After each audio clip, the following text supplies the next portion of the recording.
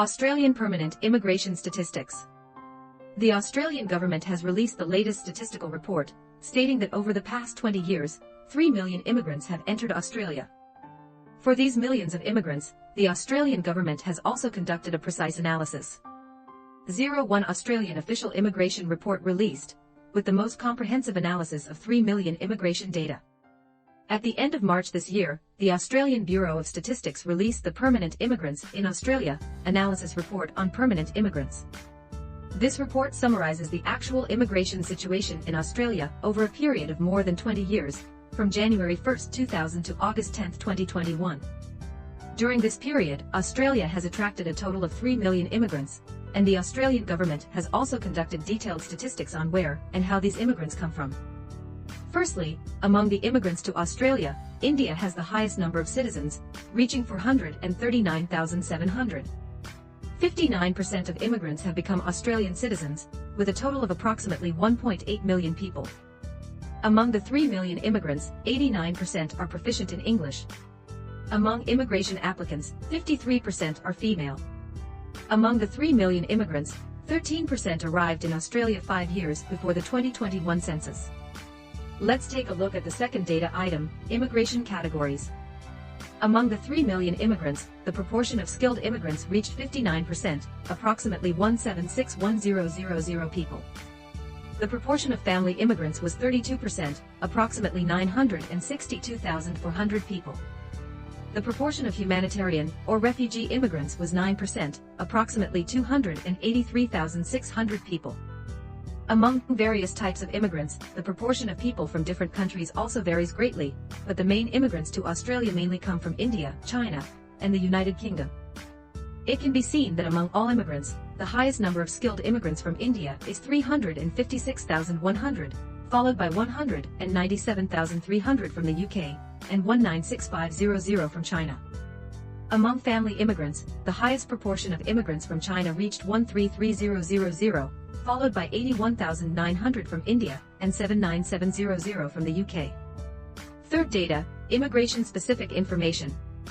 Among these 3 million immigrants, the average age of various categories of immigrants also varies, but most are concentrated around the age of 35. For example, the average age of skilled immigrants is 37 years old, the average age of family immigrants is 38 years old, and the average age of obtaining humanitarian refugee immigrants is 34 years old. It is not difficult to see from this data that the middle-aged group has the highest number of immigrants, while the younger and older groups have fewer immigrants. The fourth data on the distribution of immigrants in cities. After obtaining permanent residency status in Australia, 87% of the 3 million immigrants chose to reside in the capital city. Similarly, Melbourne and Sydney became the top choices for immigrants, with a total of 56% settling in these two cities. After all, this is also the most developed, prosperous, and job opportunities region in Australia. Taking a look at the specific data, the proportion of skilled immigrants who choose to settle in Sydney is 27.3%, the proportion of family immigrants is 32.5%, and the proportion of refugee immigrants is 30.5%.